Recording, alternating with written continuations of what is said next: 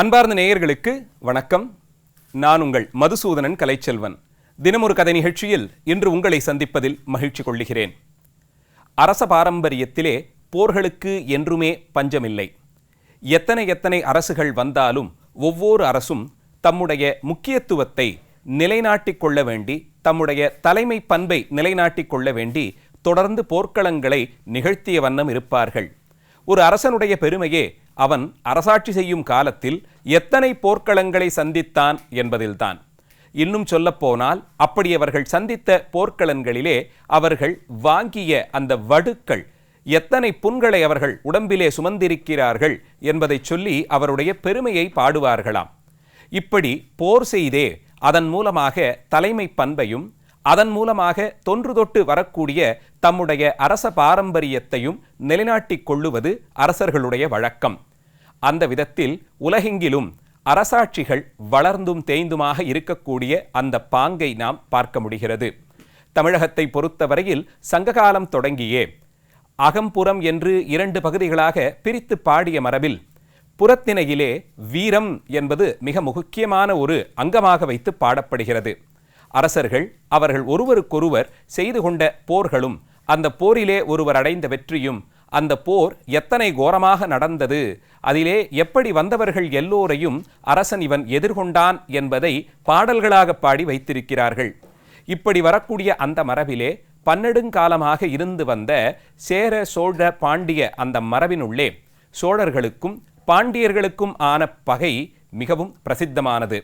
சங்ககாலம் தொடங்கி இருந்து வரக்கூடிய இந்த போர் செய்யும் யுத்தியில் சோழர்களுக்கும் பாண்டியர்களுக்கும் ஆன போர்கள், அவர்கள் இருவருக்கு இடையே இருந்த அந்த சண்டைகள் 10ஆம் நூற்றாண்டிற்கு பிறகு இன்னும் வலிமை பெற்றது.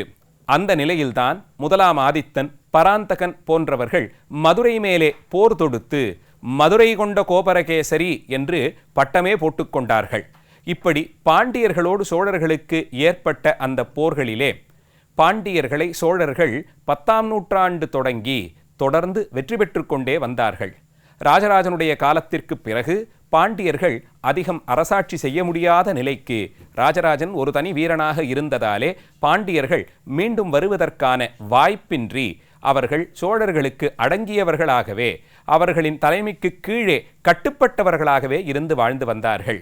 சோழ பேரரசு 10ஆம் நூற்றாண்டு தொடங்கி 13ஆம் நூற்றாண்டு வரையிலும் உலகின் பல பகுதிகளுக்கும் படை நடத்திச் சென்று வெற்றி பெற்று வந்ததை வரலாறு பதிவு செய்திருக்கிறது.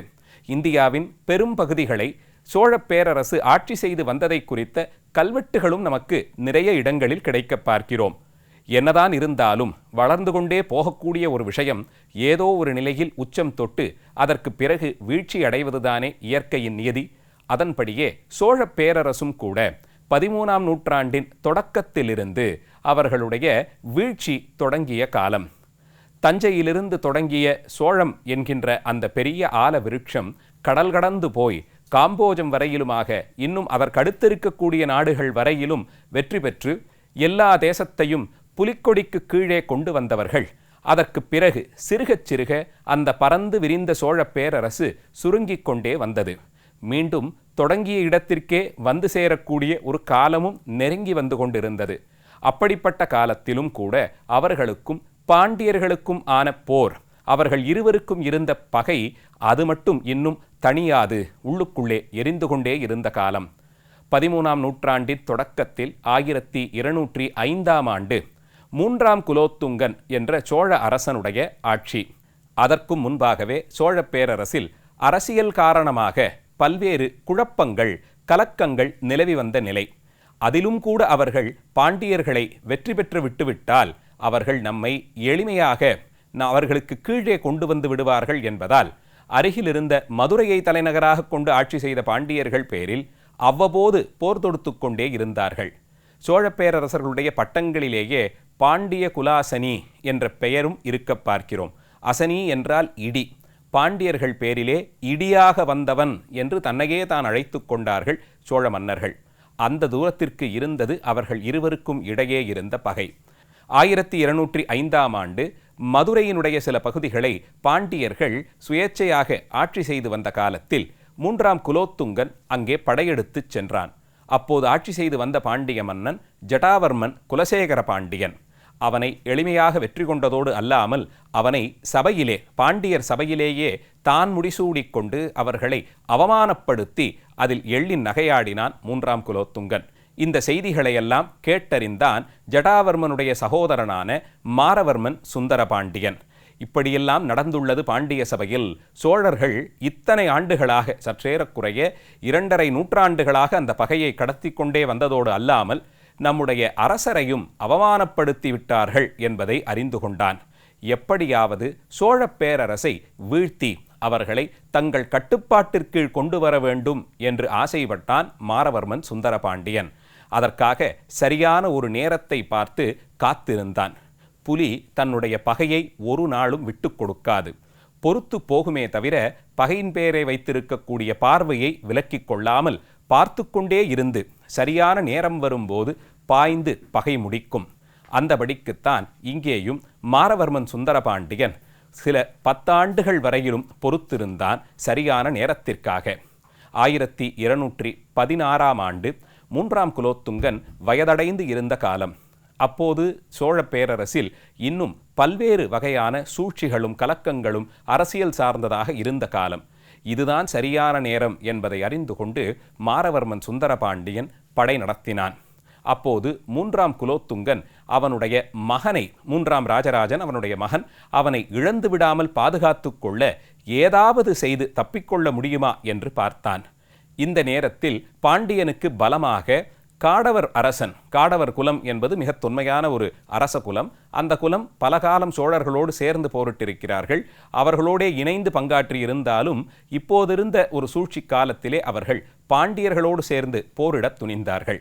இந்த பக்கத்தில் பாண்டியர்களோடு சேர்ந்து காடவ அரசர்கள், எதிர்புறத்தில் சோழர்களுக்கு பக்கபலமாக ஹொய்சள மன்னன் 2ஆம் வீரவல்லாளன், அவனுடைய மகன் வீர நரசிம்மன் ஆகியோர் படை திரட்டி வந்தார்கள்.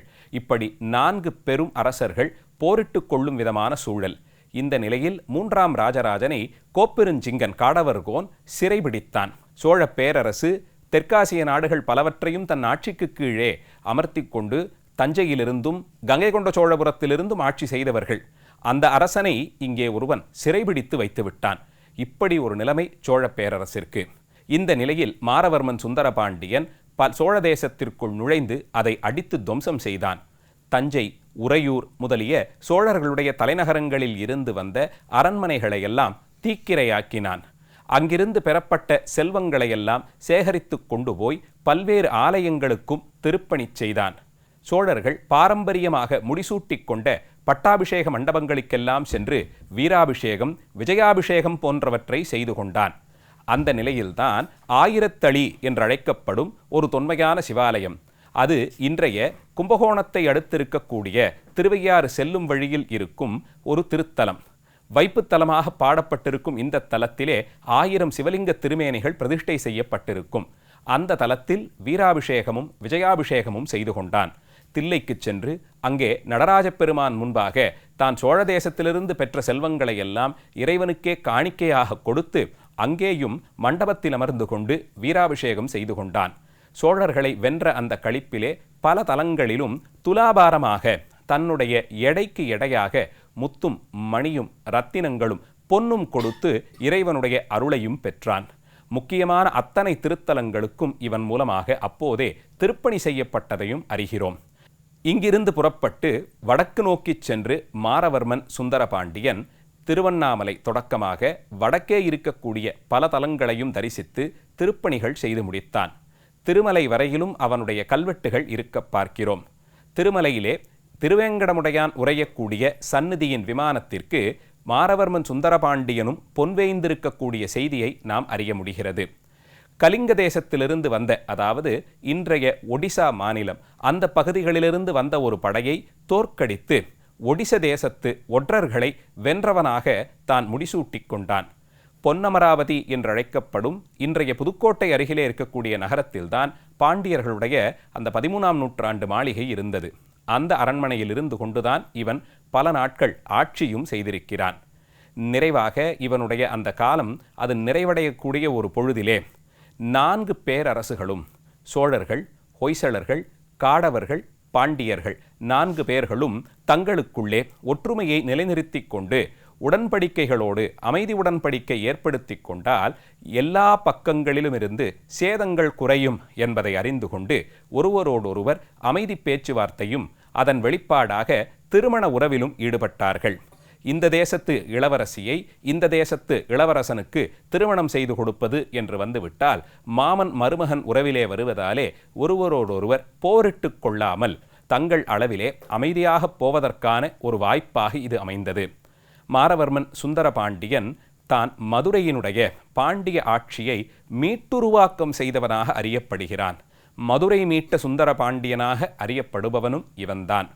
பல நாட்களாக சற்றேறக்குறைய 2.5-3 நூற்றாண்டுகளாக பகையை தாங்கியே வளர்ந்து வந்தவர்கள் அதற்கான நேரம் வந்தபோது புலி போலே பாய்ந்து அந்த பாய்ச்சலிலே பல தேசங்களையும் ஆண்ட சோழர்களை தங்கள் கட்டுப்பாட்டிற்கீழ் கொண்டு வந்து அத்தனை காலமும் தங்கள் பெற்றவர்கள் தனக்கு மூதாதையர்கள் எல்லோரும் அங்கே அனுபவித்து வந்த அந்த நிலையிலிருந்து அதற்கு கழுவாய் தேடுவது போலே வெற்றி கொண்ட சிறப்பு மாரவர்மன் சுந்தரபாண்டியனுக்கு உண்டு.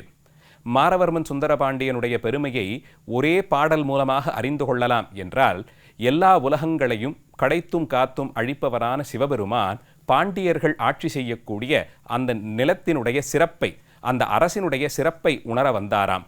பார்த்தவர் பாண்டியர்கள் செய்யும் ஆட்சியிலே தான் மெய்மறந்து போய் இவன் ஆளக்கூடிய இந்த தேசத்தை நான் சுமக்கிறேன், நான் படைத்த 3 உலகங்களையும் பாண்டியன் ஆளட்டும் என்று கொடுத்துத்தான் பாண்டியர்களை திரிபுவன சக்கரவர்த்திகளாக 3 உலகங்களுக்கும் அரசர்களாக ஆகும்படியாக அனுக்கிரகம் செய்து பாண்டியர்கள் ஆட்சி செய்த மதுரையம்பதியின் மண்ணை தான் தலையிலே சுமந்தார் என்றெல்லாம் கூட பாடல்கள் எழுதப்பட்டிருப்பதை பார்க்கிறோம்.